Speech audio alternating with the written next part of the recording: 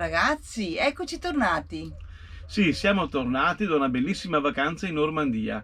Devo proprio dire che questo è stato uno dei viaggi più belli che abbiamo fatto in camper. E il periodo era quello a cavallo di Ferragosto, eravamo in 3 camper, quello di mia figlia, il van di mia figlia, e con il suo marito e il nostro nipotino Davide, e poi c'erano anche mia sorella e mio cognato nel loro mansardato. Siamo stati fortunati perché il clima ci ha agevolati sicuramente, ci ha regalato spesso delle bellissime giornate di sole con temperature molto molto miti. Alla notte si dormiva benissimo con il lenzuolo e a volte anche un copriletto, e ha piovuto solo qualche pomeriggio, cosa che tra l'altro ci ha fatto anche piacere perché almeno abbiamo assaporato meglio il clima dei posti che stavamo visitando, ci siamo ambientati meglio, altrimenti sembrava proprio di essere da un'altra parte più che in Normandia. Certo, il periodo di Ferragosto non ha agevolato tantissimo perché abbiamo trovato il pienone più o meno dappertutto. Chiaramente non come qui in Italia, ma spesso e volentieri le aree di sosta erano tutte piene. Abbiamo comunque trovato sempre delle soluzioni senza grossi problemi.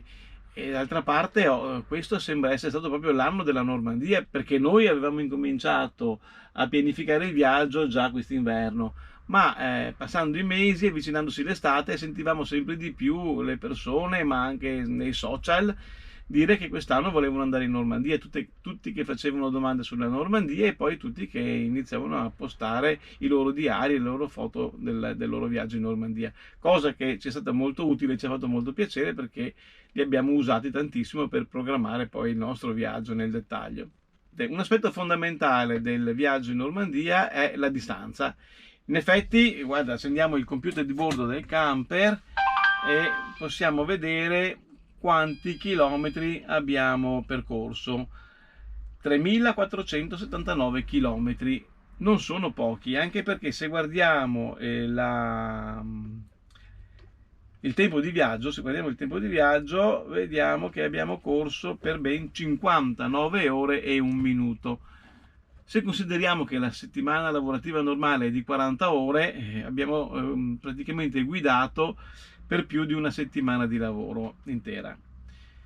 D'altra parte abbiamo concentrato i viaggi solo nei 2 giorni e mezzo dell'andata e nei 2 giorni e mezzo del ritorno, perché abbiamo fatto i trasferimenti Italia-Normandia praticamente tutti d'un fiato, solo con le soste notturne.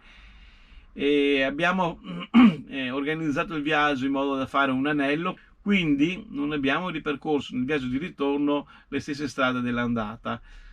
Siamo partiti da Padova il venerdì sera, il venerdì pomeriggio, e siamo arrivati a Innsbruck, poco dopo Innsbruck, abbiamo dormito in autostrada.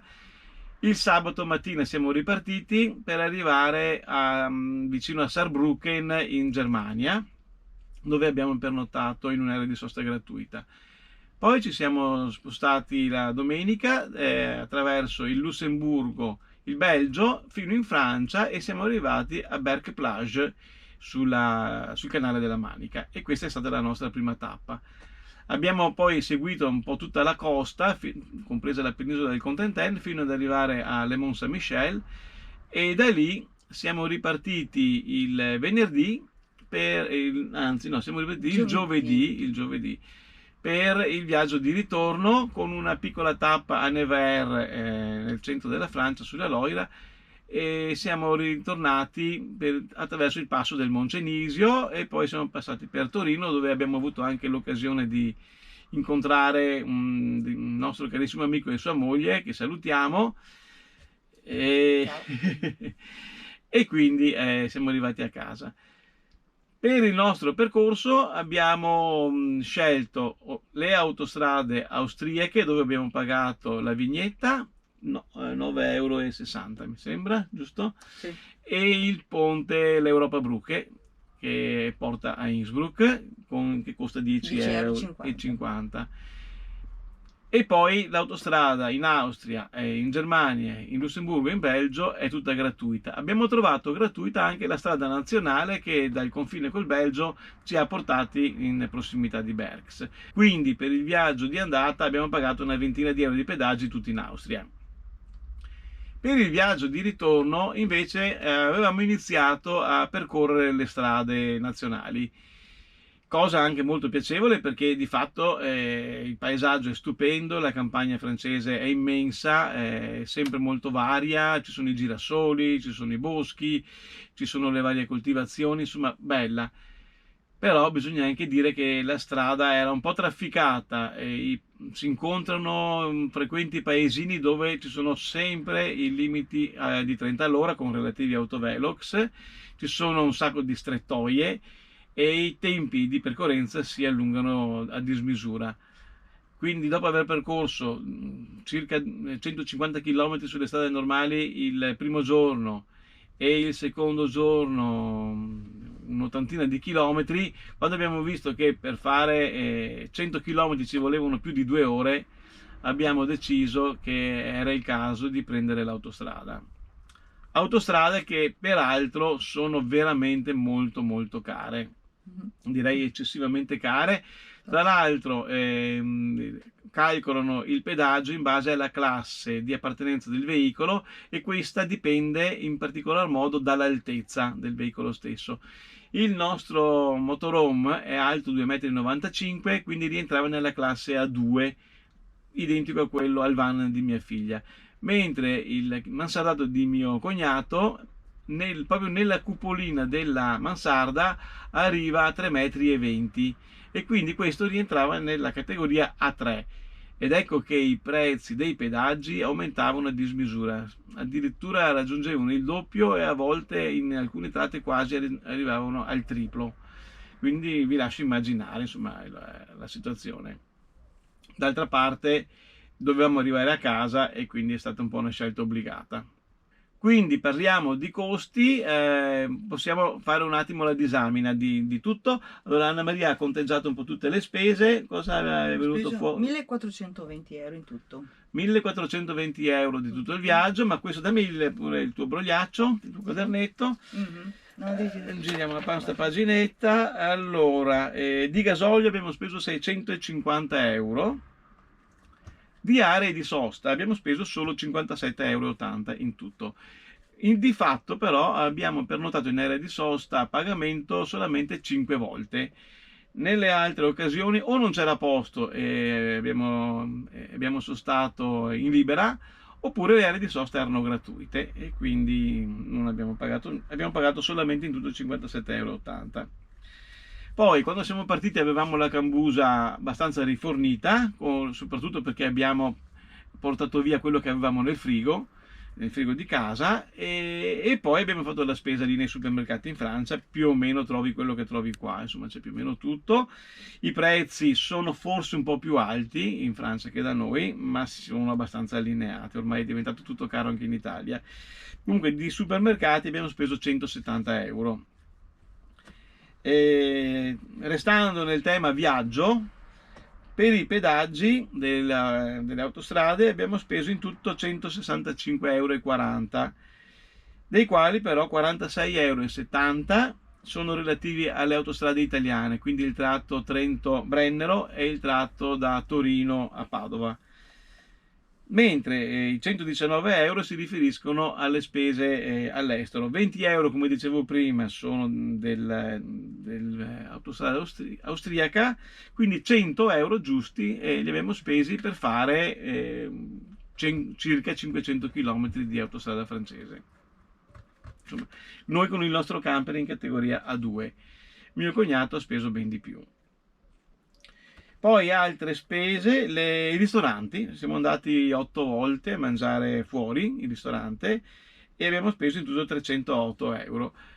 Non è che diventiamo matti per la cucina francese, ma ci siamo deliziati con le ostriche, i gamberetti rosa, le cozze marinate oppure con la panna e così via. Abbiamo speso qualcosina in varie attrazioni, abbiamo visto il museo della città del mare a Cherbourg, che costava ben 19 euro, ma li vale tutti, assolutamente consigliato. Siamo stati poi nella ruota panoramica di Honfleur, anche quello un bellissimo panorama merita, più viginava un po', ma insomma è stato tutto molto simpatico e divertente. Siamo stati nel trenino che ci ha portati su nelle Falesie a Détretat, dove abbiamo speso 12 euro. Mm. Parliamo adesso invece del supporto al viaggio. Supporto al viaggio, come dicevo prima, abbiamo sfruttato tantissimo le pubblicazioni sui social degli amici camperisti, che ringraziamo sempre, e quindi sono state veramente molto molto importanti, sono dato un sacco di spunti, se no avremmo perso un sacco di cose. Anche su YouTube abbiamo trovato dei video molto interessanti, in particolare quello di Camper Online sulla Normandia, che vi consiglio di vedere perché è fatto molto bene, ci ha dato un sacco di spunti. Poi però ci siamo presi della documentazione. Allora, intanto per le soste ci siamo basati sulle app Caramaps e Park4Night.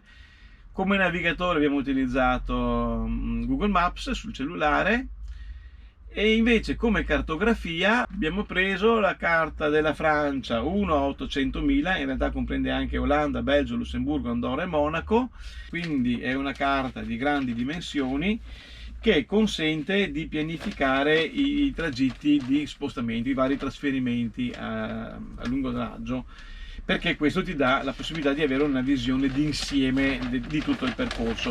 È una carta stampata sul fronte retro, quindi di fatto a volte ci è toccato aprirla tutta per vedere l'intero itinerario, visto che abbiamo percorso la Francia da nord a sud. Ma l'abbiamo trovata molto agevole e sicuramente utilissima, altrimenti era impossibile avere una visione di tutto il percorso che uno voleva fare.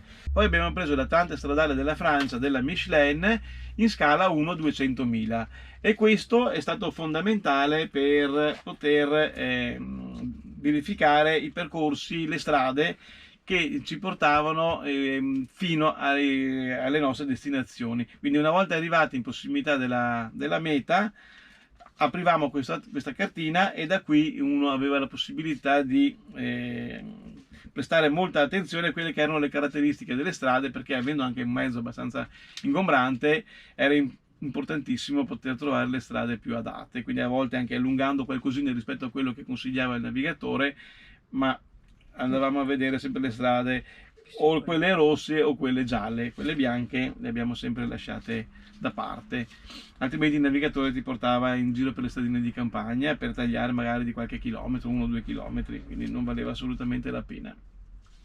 Ecco, dal punto di vista delle visite ci siamo basati sulla guida della Lonely Planet Francia settentrionale e centrale. È una guida che dà molti suggerimenti, racconta anche tante curiosità e così via. È un po' scarna dal punto di vista delle informazioni sui vari paesi, non dà poi tanti dettagli, però si è rivelata decisamente utile soprattutto per quanto riguarda gli orari e i prezzi per le entrate nei musei, nei castelli, parchi, chiese e quant'altro. Quindi si è rivelata anche questa molto molto utile, l'abbiamo usata, si vede che è un po' vissuta. Tra l'altro è nell'edizione 2022 e l'avevamo ordinata a giugno, è arrivata a metà luglio perché era proprio appena fresca di stampa. Quindi con la documentazione siamo a posto. Con questo video vi abbiamo presentato un po' quello che è il nostro viaggio. Come vi dicevo prima, abbiamo molto materiale con cui andare a produrre i nostri video diari e li pubblicheremo sicuramente abbastanza presto, anzi il primo video è quasi pronto. Vi raccomando di seguirli, chi non è iscritto al canale lo faccia subito in maniera da non perdersi le nuove pubblicazioni, in modo di vederli anche poi in sequenza. E adesso vi lascio vedere qualche immagine del nostro viaggio, così un piccolo assaggio. Ciao a tutti, ciao! Ciao!